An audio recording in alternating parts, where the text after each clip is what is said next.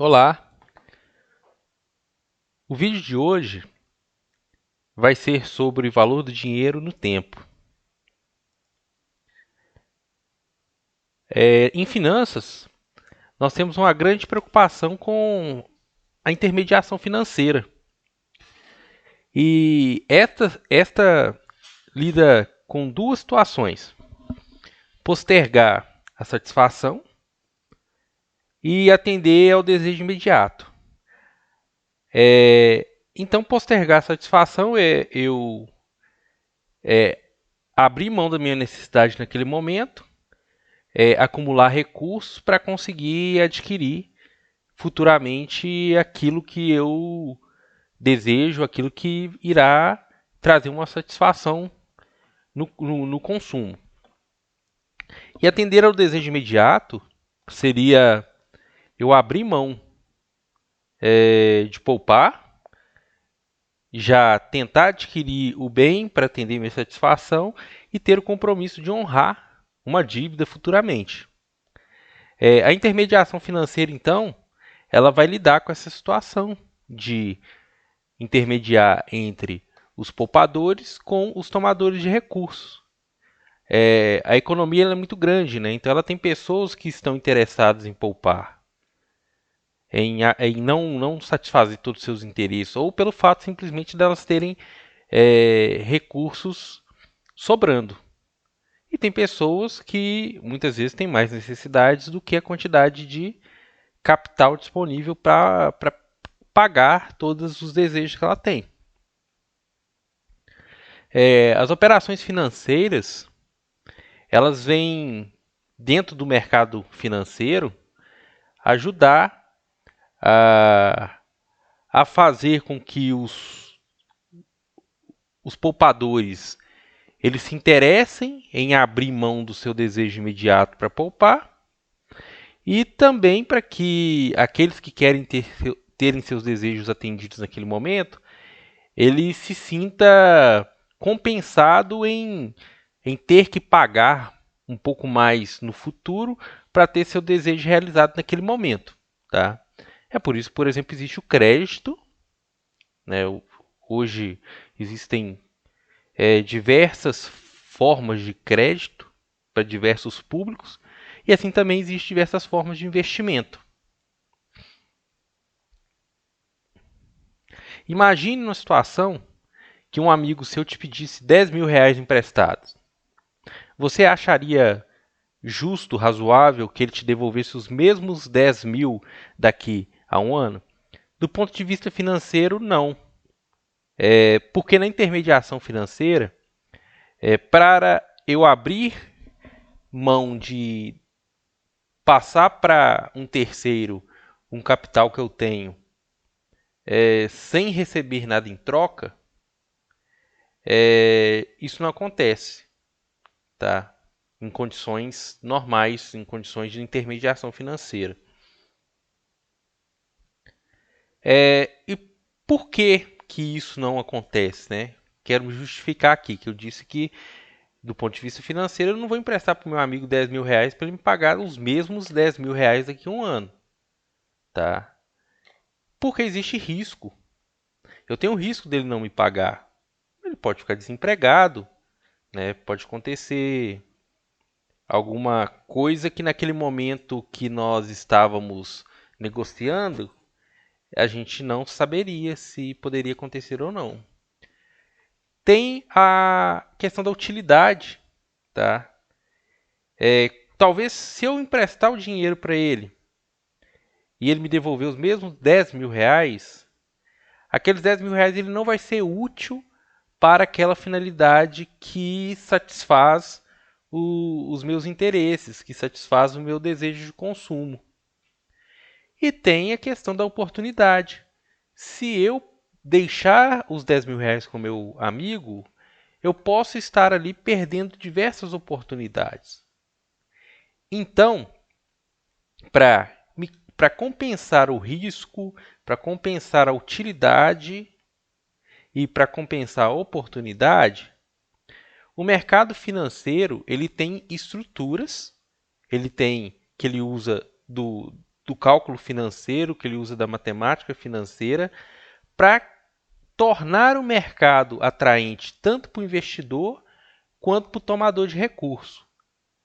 E aí que entra a taxa de juros. A taxa de juros ele é um instrumento que faz com que o poupador se interesse por disponibilizar o recurso dele e que o tomador se interesse de pegar esse recurso para pagar depois. E aí a taxa de juros ela vem incorporar o risco, a utilidade e a oportunidade. Ainda nesse contexto, né, eu posso recompensar o fato de eu ter pego um empréstimo para o poupador, pagando ele a inflação, a remuneração, os juros. E por outro lado, ele vai querer uma retribuição por causa da inflação. Ou se ele não quiser ter o seu poder de compra mantido, a inflação vai corroer o poder de compra dele. Ele precisa ter a compensação pela inflação. A inflação é algo intrínseco à nossa economia por diversos fatores, entre eles pela desvalorização de meios de produção, custo de oportunidade. Então nós temos um princípio aqui em finanças. Nós não podemos comparar valores iguais em datas diferentes, financeiramente falando. Tá? Para comparar valores financeiros distintos, nós temos que trazer esses valores para uma mesma data focal. Aí nós temos aí um exercício sobre remuneração, tá? Para entender um pouquinho de remuneração. Caso você aplique R$100 em um título de renda fixa que remunere uma taxa de 10% ao ano, você obterá quanto ao final do período? Então, se eu pactuei que vale a pena eu emprestar condicionado a 10% ao ano, no final do ano, esses 10%, que é o 0,1, vai ser aplicado sobre esses R$100 que eu deixei lá. Então, eu ganhei de R$10 de remuneração, somado com os R$100 que estava lá, que depois vai ser me devolvido, eu tenho no final 110. Então, esse 110 é uma remuneração que compensou eu ser poupador. Tá? E, do ponto de vista do tomador, ele fala assim, eu ter a minha necessidade satisfeita nesse momento, vale a pena eu pagar R$10 a mais por isso. Então, a utilidade daquele bem naquele momento vale os R$10. Tá? Se o mercado ele começar a perceber que esses R$10 a mais ele é muito alto, menos tomadores de recursos vão ao mercado, e aí aqueles poupadores eles vão ter que tomar a decisão de reduzir a taxa de juros que eles estão dispostos a receber para eles deixarem o dinheiro deles disponível para o mercado. E vice-versa. Se tiver poucos poupadores interessados em receber R$10, vai diminuir a quantidade de poupadores. E aí aqueles tomadores, se eles quiserem ter o desejo dele atendido, ele vai ter que pagar mais juros, até mais do que R$10.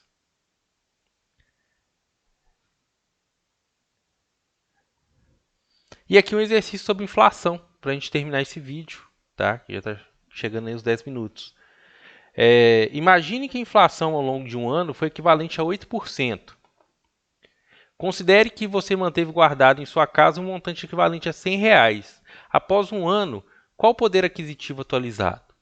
Então, se a inflação que corrói o valor, o poder de compra, foi aplicada em R$100, eu tive R$8 de inflação.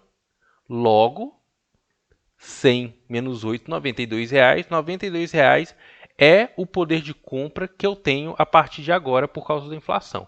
Então, aqueles R$ 100, ele consegue ter o poder de compra de R$ 92. Esse é o impacto da inflação e é um dos motivos que as pessoas precisam ser remuneradas pela inflação para ter o valor de compra mantido. Ok, pessoal? Obrigado. Depois a gente continua falando sobre as operações financeiras que permitem que a gente compense a inflação e a remuneração. Até mais.